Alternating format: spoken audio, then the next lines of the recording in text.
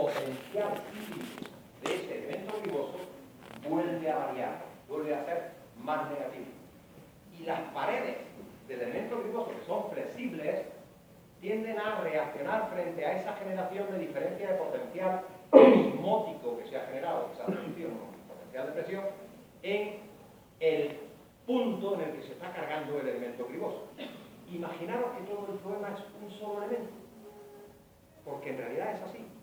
Si en la hoja se están cargando azúcares en el floema, va a aumentar la presión en las células del floema que están en la hoja. Las paredes de esas células van a generar una reacción contra ese aumento de presión y van a hacer que el líquido que hay ahí se mueva. ¿Se mueve? ¿Pero hacia dónde? ¿Hacia dónde? Ahora imaginaros que en el otro extremo de ese elemento griboso, mejor, para que sea más fácil de entender, en dos puntos diferentes de ese elemento griboso, en la raíz y en una rama, se está demandando lo que se está cargando en la hoja. Se están cargando azúcares y aquí se demandan azúcares y aquí se demandan azúcares. Ese movimiento que se ha generado arriba, cuando abajo se demanden azúcares, se va a invertir. Al retirar el azúcar, el agua que hay en el elemento griboso va a salir para compensar ese potencial. Y eso va a generar una presión negativa, un potencial hídrico positivo en esa parte, y las paredes van a actuar elásticamente generando una depresión en ese punto, que se produce aquí y que se produce allí a la vez. O sea que ese movimiento en este caso lo que está haciendo es ir hacia allá y hacia acá. ¿Sí lo entendéis? Fuente a sumidero. Y es multidireccional. ¿Vale? Pero cuando empezamos a hacer esto, empecé diciendo que eran los procesos que van a regular todo esto, eran tres: la difusión, el flujo de masas y el intercambio por contacto. Hemos quitado el intercambio por contacto por el medio porque siempre hay una fase líquida y nos quedamos con dos. Cuando hablamos de la hipótesis de Muntz, solo estamos explicando un proceso basado en el flujo de masas. Se genera aquí y se mueve hacia allí. Es que no actúa simultáneamente la difusión como mecanismo de desplazamiento de iones en los elementos gribosos.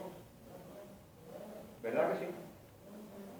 De la misma forma que actúa ese flujo de masa como consecuencia de la presión, que es lo que explica Muntz, si yo estoy cargando azúcar en una parte, por difusión, el azúcar se irá a los sitios donde se esté necesitando, sin que exista movimiento de agua. ¿Sí? Pueden coexistir esos dos mecanismos. Coexisten esos dos mecanismos. Pero, ¿y si resulta que en ese elemento multidireccional y multielemento yo tengo diferentes fuentes? Estoy cargando azúcares en la hoja y estoy cargando proteínas en un nódulo fijador de nitrógeno o amonio en un nódulo fijador de nitrógeno de una leguminosa. Esto es una fuente para el floema y aquello es otra fuente para el floema. Las dos son fuentes que tienen sumideros posiblemente diferentes. ¿Cómo se mueve entonces el azúcar, como hemos dicho, y el amonio que se está, el nitrógeno que se está fijando en forma de amonio en la raíz? ¿Cómo se mueve ahora hasta, como un aminoácido, cómo se mueve hasta la hoja, o hasta la vaina, o hasta la semilla de la judía, de la judía?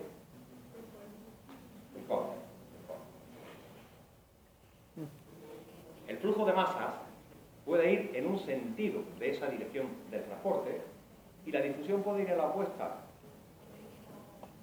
La difusión puede ir en otro sentido. Se puede estar produciendo flujo de masas en el floema hacia abajo y difusión hacia arriba, contra gradiente de movimiento de masas. ¿Sí? Pero es que lo que hoy es una fuente, mañana puede ser un sumidero. Invertirse ese movimiento. En ese caso puede ser en el mismo sentido o en sentido opuesto. No es de las hojas a las raíces. Es multidireccional y es multielemento. Y además existe una cuestión intermedia, que es también importante, que es que lo que son sumideros, de lo que hemos hablado ahora mismo de sumideros, estamos interpretándolo como sumideros permanentes. También existen sumideros temporales, es decir, zonas de acumulación de ese tipo de sustancias fotoasimiladas o asimiladas o absorbidas que se almacenan temporalmente aprovechando las vacuolas celulares.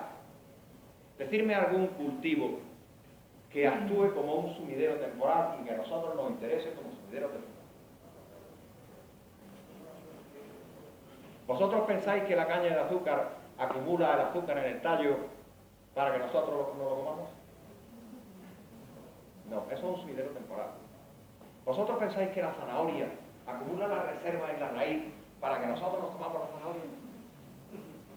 No, es un sumidero temporal. Pero nosotros nos aprovechamos de esos sumideros temporales. Tendremos que saber cómo manejar ese transporte para que esos sumideros temporales tengan lo que queremos que tengan, que queremos comernos. ¿Sí? Pues aprendamos a utilizar la fisiología de la nutrición y seguramente estaremos aprendiendo a manejar mejor los cultivos. Como no me pasaron más que 2 minutos, no me podéis echar nada en cara. Yo a vosotros sí, porque habéis llegado 20 minutos tarde. Y además, os voy a pedir que no hagáis eso. Pero no es por una cuestión personal, es por una cuestión de respeto. Yo he hecho 14.000 kilómetros para estar aquí. Y me habéis tenido 20 minutos esperando. Eso no está bien. La próxima vez no me lo hagáis. Muchísimas gracias.